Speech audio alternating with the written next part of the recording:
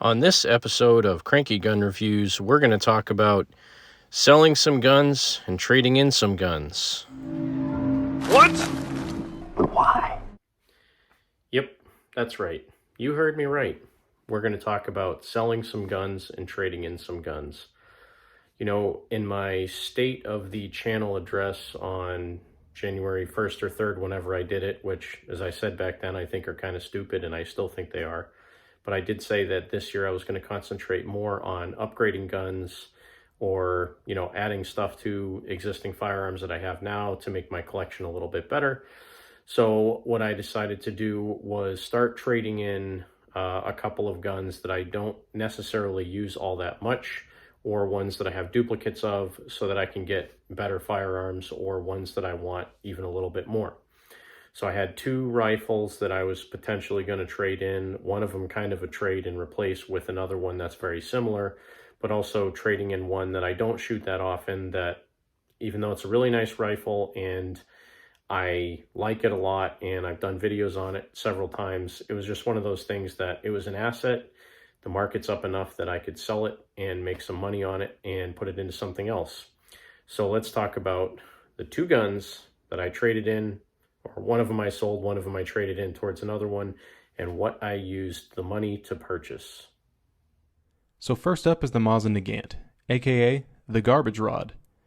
I'm going to use the term garbage rod because Mosin fanboys get all uppity when you pronounce the rifle improperly according to them. So yes, first off, I decided to trade in one of my Maza Nagants, and seeing that little clip from Alex from TFB TV made me wax nostalgic, and it actually hurts my heart a little bit to trade that gun in now that I see it again. So I traded in my M9130 with the laminate stock. It was a hex receiver model from the Ishvek or Izhevsk, or however you pronounce it, arsenal. And while I really did like that gun, I didn't shoot it very much. It was the longest rifle in my safe, kept falling over every time I would open the door, and to be perfectly honest, it was unpleasant to shoot. I did a couple of videos with it where I upgraded it, quote-unquote upgraded, by putting a scope mount in a scope and a muzzle brake and some other stuff on it, and guess what? It was still crappy to shoot. So I ended up, again, selling the 9130, and I did keep my M44 Maza Nagant because I have a ton of 7.62x54 ammo. And honestly, the M44 is a little bit more fun to shoot, mainly because it's a shorter barrel, it throws massive fireballs, and because it's a shorter barrel, it ends out not quite having as much recoil because a lot of the unburnt powder just blows out the end of the barrel. So even though, again, I waited a long time to get a hex receiver Maza Nagant, and it was a very nice rifle, it was cool because it was a low serial number and it was a hex receiver with a laminate stock, I did end out selling it. So I made $50 on it. I had it for like 6 or 7 years, and, realistically, again, even though I might miss it at some point, I don't know if I will. I mean, the only thing I really did to it since I owned it, after I took all the stuff off that I put on, was to put a trigger return spring on it to make it a little bit more pleasant to shoot, so you didn't have that floppy dead trigger. But realistically, the gun was in good shape, and, making a little bit of money on top of what I paid for it after having owned it for 6 or 7 years and shooting it a lot was good enough for me. So somebody else will enjoy it now. And if you're in the area near where I live, you might even see it for sale. So yes, I traded in my 9130 Maza Nagant. I still do have my M44 Maza Nagant, which is, as I said, a little bit more fun than the 9130. So let's take a look at the second gun that I decided to trade in. And this one was more of a cosmetic and just preference thing that I traded this one in. So let's go ahead and take a look. This one may come as a bit of a surprise to some people. The second gun I decided to trade in was my Ruger American Predator in .223. Now, the story behind this one, when I bought it in the first place, my philosophy is I like to have a semi-automatic rifle and a bolt action in the same caliber. So I have my AK-47, my SKS, and my Ruger in 7.62x39, and I had my Mini 14 in my AR in 5.56 and .223, and I wanted a bolt action that could shoot those calibers as well. Well, I bought this rifle right at the very beginning of COVID when everything was starting to be bought up. And the only one that I could find in stock at any of the stores around me was this Predator model that took AR-15 magazines. But the problem is, the Predator model is only chambered in 223.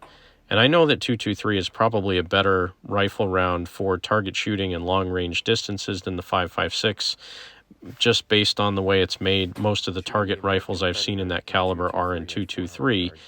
But when I bought this, what I really wanted was the Ruger American Ranch in 5.56, because I like the shorter barrel, the more compact barrel, and tan or green stock. I don't care one way or the other. I like both of them. But what I really wanted was the Ruger American Ranch.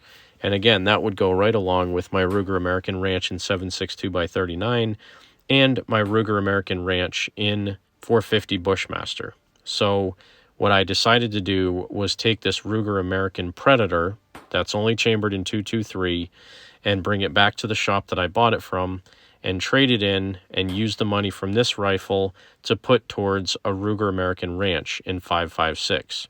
So that's exactly what I did. So yes, that's right. I decided to trade in my Ruger American Predator in 223 for this Ruger American Ranch. And just like the Ruger American Predator, this uses a standard AR-15 magazine.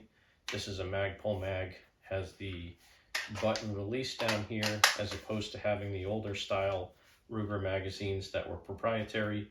So this one, to me, the benefits of just having a shorter rifle, it weighs less.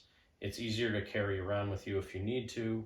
I still have the benefit of AR-15 mags, so this is kind of like a scout rifle. You can put a 29 round magazine on this, so we're still compliant here if I had some. Has a threaded muzzle, so I can put my A2 flash hider on there. Not necessary on a 223 5.56 rifle, but I don't have suppressors, so as I've said before, if I have a threaded muzzle, more than likely it's going to have a muzzle device on it. But fun little rifle. I haven't put my scope back on it yet. I still do have a, I think it's a 4 to 12 power scope, Simmons scope, my usual budget cheap scopes. The one I took off my 223 is going to go on my 5.56. Now I have 100% round compatibility between my AR-15, my Mini 14, and this particular rifle. And this was the rifle that I originally wanted in the first place. I knew my local shop finally got some back in stock, and I decided to trade in my 223 Ruger American for a 5.56 Ruger American Ranch. And this is, again, just another one of those purchases this year that I decided to upgrade from something that I had that I maybe didn't want as much for something that I wanted a little bit more. Whether or not it's practical, whether or not it was a good decision, doesn't really matter. It was what I wanted. And as the movies say, the heart wants what the heart wants. So that's what I ended up buying. I ended up walking away with some cash in my pocket after trading them both in and buying this. I was actually able to buy some parts for another project that I'm working on. And I still do have a couple other small projects that I've been thinking about. Thank you for watching another edition of Cranky Gun Reviews. I appreciate everyone that comes out and watches my videos. Make sure you support your 2A rights. Get out there to the range and shoot safely. God bless America. And you remember, when someone tells you to give up some of your freedom for the greater good, you remind them that freedom is the greater good. And yes, I stole that saying from Buffalo's Outdoors, and I'm going to keep using it. Thanks, Buffalo. Just end with, thanks again for watching another edition of Cranky Gun Reviews. I appreciate all of you taking the time to come out here and watch these stupid videos where I just babble on about stuff that doesn't really matter in life. I mean, obviously, let me start over. Thanks for watching another edition of Cranky Gun Reviews. I appreciate all of you taking the time to come out here and view my videos with me and listen to me babble about my gun collection and why I trade stuff in and why I want other stuff. Thank you again. Nope. Thanks again for watching another edition of Cranky Gun Reviews. I appreciate all of you coming out here and spending the time listening to me babble about my rifles and my handguns and why I do what I do.